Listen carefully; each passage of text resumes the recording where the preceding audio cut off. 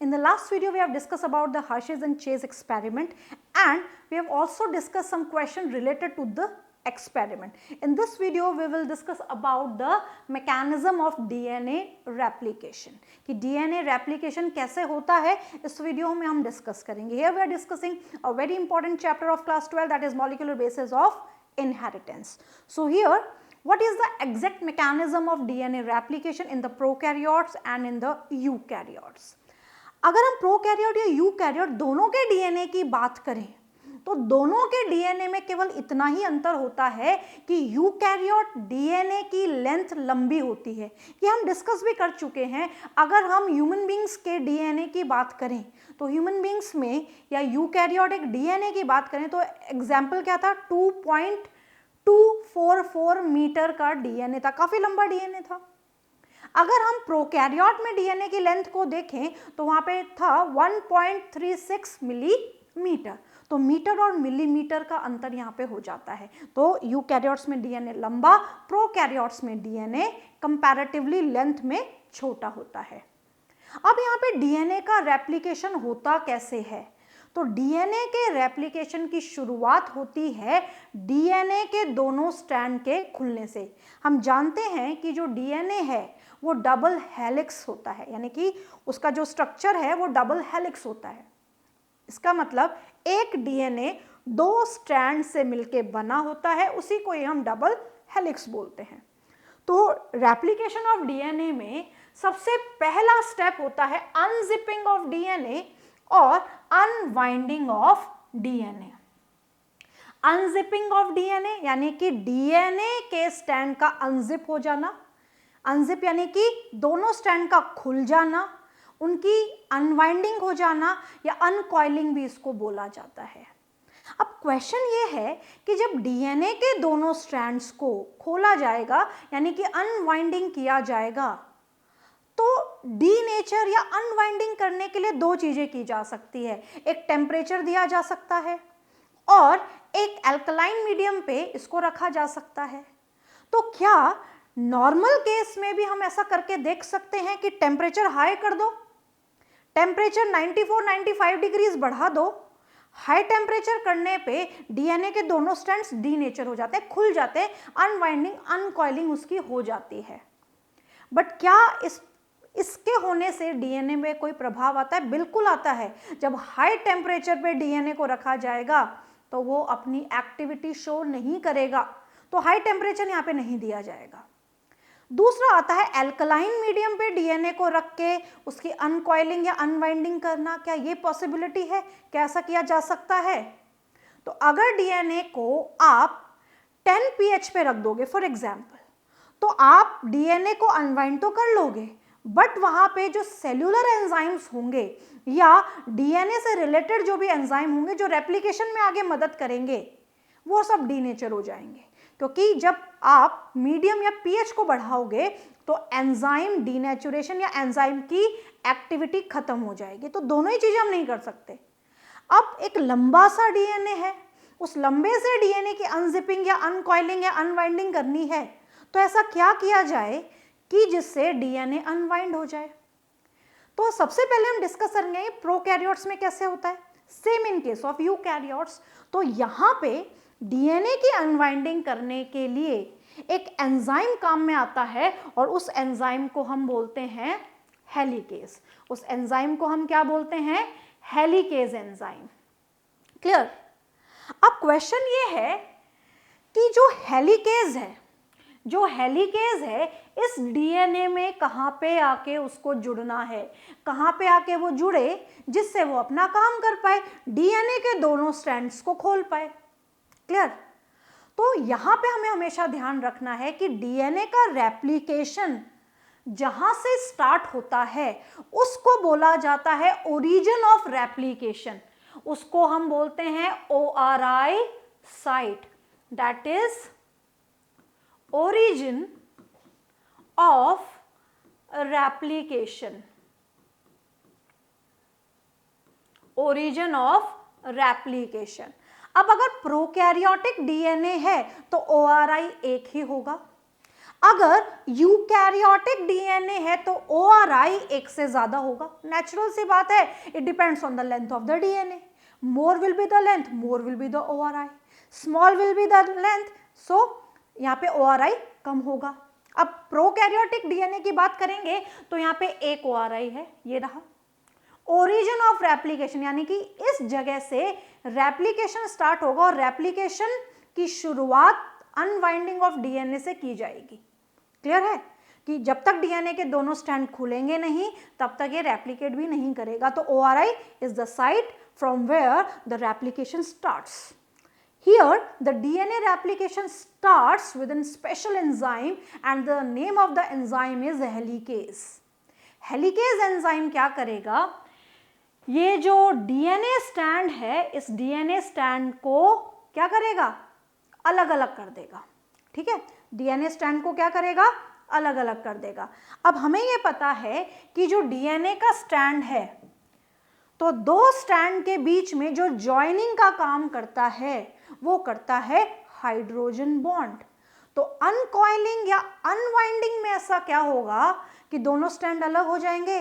तो नेचुरल सी बात है, इन दोनों स्टैंड्स के बीच के हाइड्रोजन बॉन्ड टूट जाएंगे, दोनों स्ट्रैंड के बीच के हाइड्रोजन बॉन्ड ब्रेक हो जाएंगे। दोनों स्ट्रैंड के बीच के जब हाइड्रोजन बॉन्ड ब्रेक हो जाएंगे तो ही इस फिनोमिनन को हम बोलेंगे अनवाइंडिंग या अनकॉइलिंग। इस फिनोमिनन को हम क्या बोलेंगे, अनवाइंडिंग या अनकॉइलिंग। तो यहाँ पे डीएनए हेलिकेस ORI पे आके जुड़ता है और इसका मेन काम होता है ये हाइड्रोजन बॉन्ड को तोड़ देता है और this is the main enzyme for unwinding. ये अनवाइंडिंग का मेन एंजाइम है। अब यहाँ पे क्या होता है, इस अनवाइंडिंग को जल्दी जल्दी करने के लिए, इस अनवाइंडिंग को जल्दी जल्दी खत्म करने के लिए, मदद करने के लिए एक कोफैक्टर आता है जिससे अनवाइंडिंग फास्ट हो जाती है and this cofactor is Mg2 positive. तो यहाँ पे जो मैग्नीशियम है वो एज अ कोफैक्टर आता है और इस अनवाइंडिंग को फास्ट कर देता है। तो यहाँ पे हमने क्या पढ़ा, डीएनए हेलिकेस ORI साइट पे आके जुड़ता है। ORI साइट क्या होती है, ओरिजिन ऑफ रेप्लिकेशन, जहां से रेप्लिकेशन स्टार्ट होता है और इसका काम है कि यहाँ पे जो हाइड्रोजन बॉन्ड हैं उनको तोड़ देना, हाइड्रोजन बॉन्ड को ब्रेक कर देना जिससे दोनों स्ट्रैंड्स अलग अलग हो जाएं। तो दोनों स्ट्रैंड्स के बीच में मान लीजिए A, T, ये G और C, इनके बीच जो हाइड्रोजन बॉन्ड है उनको ब्रेक करने का काम ये करता है। दूसरी इंपॉर्टेंट बात ये ध्यान रखनी है कि दो हेलिकेज आके जुड़ते हैं, ये दो हेलिकेज आके जुड़ते हैं और ये दो हेलिकेज दोनों डायरेक्शन में काम करते हैं और दोनों डायरेक्शन में डीएनए को अनवाइंड करते हैं। क्योंकि हमेशा ये ध्यान रखना कि जो डीएनए रेप्लिकेशन है, ये DNA replication by directional process है। ठीक है, तो यहाँ पे अगर ये बाई डायरेक्शनल प्रोसेस है तो हेलिकेज दोनों डायरेक्शन में काम करेगा, तभी तो दोनों डायरेक्शन में अनवाइंडिंग होगी, तभी दोनों डायरेक्शन में रेप्लिकेशन भी हो पाएगा। ये दोनों रिलेटेड थिंग्स है, right. So here DNA helicase works in both the direction, start breaking hydrogen bond in both the direction, दोनों डायरेक्शन में हाइड्रोजन बॉन्ड को तोड़ना शुरू कर देता है और डीएनए जल्दी जल्दी जल्दी जल्दी टूट जाता है और इसमें मदद करता है कोफैक्टर Mg2 पॉजिटिव। इस केस में हमने क्या देखा कि यहाँ पे मान लीजिए A था, यहाँ T था, G था, इनके बीच के हाइड्रोजन बॉन्ड टूट चुके हैं। डीएनए जल्दी जल्दी जल्दी जल्दी अनवाइंड कर रहा है, डीएनए में जल्दी जल्दी अनवाइंडिंग हो रही है। बट यहाँ पे खतरा कब आ जाता है कि मान लीजिए डीएनए यहाँ से अनवाइंड हो रहा है तो यहाँ से दोबारा से हाइड्रोजन बॉन्ड जुड़ना शुरू हो जाए, या यहाँ से अनवाइंड हो रहा है तो यहाँ से हाइड्रोजन बॉन्ड जुड़ना शुरू हो जाए। यानी कि एक जगह से तो अनवाइंडिंग हो रही है बट उसी के अपोजिट डायरेक्शन से हाइड्रोजन बॉन्ड दोबारा बन जाए और दोबारा से डबल हेलिक्स बन जाए, दोबारा से दोनों स्ट्रैंड जुड़ जाए, रीजॉइनिंग हो जाए हाइड्रोजन बॉन्ड की। तो जो काम हेलिकेज ने किया वो तो खत्म हो जाएगा। तो यहाँ पे क्या होता है, यहाँ पे हाइड्रोजन बॉन्ड दोबारा से न बने इसीलिए नाइट्रोजन बेस को यहां पे कवर करता है single strand binding protein. Single strand binding protein nitrogen base को कवर कर लेता है। जब ये नाइट्रोजन बेस को कवर कर लेता है तो यहाँ पे क्या होता है, नाइट्रोजन बेस जब कवर हो जाते हैं, ये नाइट्रोजन बेस जब कवर हो जाते हैं तो यहाँ पे इनमें हाइड्रोजन बॉन्ड बनाने की कैपेबिलिटी लॉस्ट हो जाती है। नाइट्रोजन बेस को कवर करने के लिए SSB एंजाइम काम करता है और ये SSB प्रोटीन या एंजाइम क्या करता है, ये सिंगल स्ट्रैंडेड बाइंडिंग प्रोटीन या इसको एंजाइम बोला जाता है और इसका काम क्या है, इसका काम है नाइट्रोजन बेस को कवर करना for to prevent the reformation और rejoining of the two strand और the reformation of the hydrogen bond. तो यहाँ पे पहला हमने हेलिकेज पढ़ा, दूसरा हमने पढ़ा SSB, clear, prevent the reformation of hydrogen bond. अब यहाँ पे क्या होता है, जैसे जैसे हेलिकेज आगे बढ़ता जाता है, जैसे जैसे हेलिकेज इधर भी बढ़ रहा है, हेलिकेज ऑपोजिट डायरेक्शन में भी अपना काम कर रहा है, जल्दी जल्दी अनवाइंडिंग कर रहा है, दोनों डायरेक्शन में अनवाइंडिंग कर रहा है। तो जैसे जैसे ये आगे बढ़ता है, मान लीजिए ये ओरिजिन ऑफ रेप्लिकेशन है, यहाँ से भी अनवाइंडिंग हो रही है, यह ओरिजिन ऑफ रेप्लिकेशन है, यहाँ से भी अनवाइंडिंग हो रही है। तो जहाँ से अनवाइंडिंग हो रही है वहाँ से तो ठीक है, बट लास्ट में जाते जाते ज़रूरत से ज़्यादा कॉइलिंग हो जाती है। मान लीजिए आपके हाथ में एक रस्सी है, जूट वाली रस्सी जिसे हम सूतली बोलते हैं, वो है, और आपने उस रस्सी को अनवाइंड करना शुरू किया और आपने उसको खींचा, उसके दोनों एंड्स पकड़ के आपने खींचना शुरू किए। तो जहाँ से आप उसको खींचेंगे वो तो अनवाइंड होता जाएगा, बट जैसे जैसे वो अनवाइंडिंग नीचे जाती जाएगी तो जो नीचे का हिस्सा है वहाँ पे एक कॉइलिंग जैसी आपको नजर आएगी, यानी कि वहाँ पे बल पड़ जाएगा, क्लियर, और वो इतना ज़्यादा होगा तो वो जो बल पड़ जाता है, वो जो ऐठन आ जाती है, दैट इज सुपर कॉइलिंग, उसी को हम सुपर कॉइलिंग बोलते हैं। तो डीएनए में भी ऐसा होता है, सुपर कॉइलिंग हो जाती है, जहाँ से अनवाइंड हो रहा है वो तो ठीक है, बट जब वो लास्ट तक आने लगता है तो वहाँ से सुपर कॉइलिंग हो जाती है। क्या हो जाती है यहाँ से, सुपर कॉइलिंग। तो सुपर कॉइलिंग को प्रिवेंट करने के लिए, सुपर कॉइलिंग को प्रिवेंट करने के लिए दोनों तरफ टोपोआइसोमरेज नाम का एंजाइम आके बाइंड करता है और ये सुपर कॉइलिंग को प्रिवेंट करता है। यहां पे क्या बोल रहे हैं, ध्यान से समझना, हेलिकेज जब अनवाइंडिंग करता है, जैसे जैसे डीएनए अनवाइंड होता होता आगे बढ़ने लगता है तो पीछे पीछे क्या शुरू हो जाती है, दोनों एंड्स पे सुपर कॉइलिंग, जरूरत से ज्यादा कॉइलिंग हो जाती है। अब जरूरत से ज्यादा कॉइलिंग हो जाती है तो वो भी दिक्कत करती है, उसको भी खत्म करना है। तो उसको खत्म करने के लिए यहाँ पे टोपोआइसोमरेज आके बाइंड हो जाता है और ये सुपर कॉइलिंग से प्रिवेंट करता है। मान लीजिए अगर जो सुपर कॉइलिंग हो रही है, जो डीएनए घूम रहा है वो राइट हैंडेड घूम रहा है, क्लियर, तो यहाँ पे टोपोआइसोमरेज क्या करता है, उसको लेफ्ट हैंडेड घुमाता है, यानी कि अगर ऐसे घूम रहा है तो उसको ऐसे घुमाता है, तो सुपर कॉइलिंग खुल जाती है। एक ऐसे घूम रहा है तो उसको अपोजिट डायरेक्शन में रोटेट कराता है। जब अपोजिट डायरेक्शन में रोटेट कराता है टोपोआइसोमरेज तो यहाँ पे क्या हो जाता है, सुपर कॉइलिंग खुल जाती है और डीएनए इस तरीके से नॉर्मल हो जाता है। अब डीएनए इस तरीके से नॉर्मल हो जाता है और सुपर कॉइलिंग खत्म हो जाती है तो यहाँ पे क्या किया जाता है, यहाँ पे फिर से ये टोपोआइसोमरेज इसको यहाँ से ज्वाइन कर देता है। तो टोपोआइसोमरेज 3 काम करता है। पहला, सुपर कॉइलिंग को खत्म करता है। अगर डीएनए लेफ्ट हैंडेड है तो उसको राइट हैंडेड घुमाता है, अगर राइट हैंडेड है तो उसको लेफ्ट हैंडेड घुमाता है, यानी कि जैसा भी डीएनए रोटेट कर रहा है उसे अपोजिट डायरेक्शन में घुमा के सुपर कॉइलिंग को खत्म कर देता है।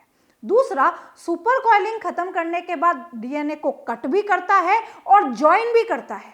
सुपर कॉइलिंग खत्म करने के बाद डीएनए को कट भी करता है और ज्वाइन भी करता है, जिससे डीएनए नॉर्मल पोजीशन में अपनी आ जाए। दोनों एंड से टोपोआइसोमरेज दोनों एंड्स पे अपना काम करता है, दोनों डायरेक्शन में अपना काम करता है, क्योंकि हेलिकेज भी दोनों डायरेक्शन में अपना काम कर रहा है तो टोपोआइसोमरेज भी दोनों डायरेक्शन में अपना काम करता है। तो टोपोआइसोमरेज क्या करता है? सुपर कॉइलिंग को प्रिवेंट करता है। After preventing super coiling, the topoisomerase cut and join the DNA. Cut भी करता है और ज्वाइन भी करता है डीएनए को। तो इस तरीके से 3 एंजाइम्स या प्रोटीन की सहायता से यहाँ पे पहला स्टेप जो डीएनए मैकेनिज्म, डीएनए रेप्लिकेशन के मैकेनिज्म में हम पढ़ते हैं, वो यहाँ पे कंप्लीट हो जाता है। अब इसको हम देखते हैं कि क्या क्या स्टेप हो रहे हैं। अनजिपिंग और unwinding of DNA, first step in the mechanism of DNA replication. The process of unzipping start at a certain specific point, एक specific site, एक specific point से शुरू होता है। This point is known as origin of replication, ORI. This ORI is one in prokaryotes and many in eukaryotes. ये एक होती है प्रोकैरियोट्स में और many होती है यूकैरियोट्स में। एंजाइम जो कि यहाँ पे काम करते हैं वो कौन कौन से हैं? Helicase, break hydrogen bond, hydrogen bond को ब्रेक करता है। मेन एंजाइम है अनजिपिंग का। एंड इंपॉर्टेंट बात, कोफैक्टर Mg2 पॉजिटिव हियर, उसकी वजह से क्या होता है कि अनवाइंडिंग फास्ट हो जाती है। SSB protein, single standard binding protein, prevent reformation of hydrogen bond, ये हाइड्रोजन बॉन्ड की रीफॉर्मेशन को रोकते हैं। And topoisomerase prevent super coiling of the DNA, cut the DNA and again rejoin the DNA, जिससे कि डीएनए अपनी normal position पे आ जाए। तो यहाँ पे हमने पढ़ा कि डीएनए के रेप्लिकेशन में पहला स्टेप जो है वो किस तरीके से, कौन कौन सी एंजाइम की सहायता से कंप्लीट किया जाता है। In the next video we will discuss about the different enzymes exactly work in the DNA replication.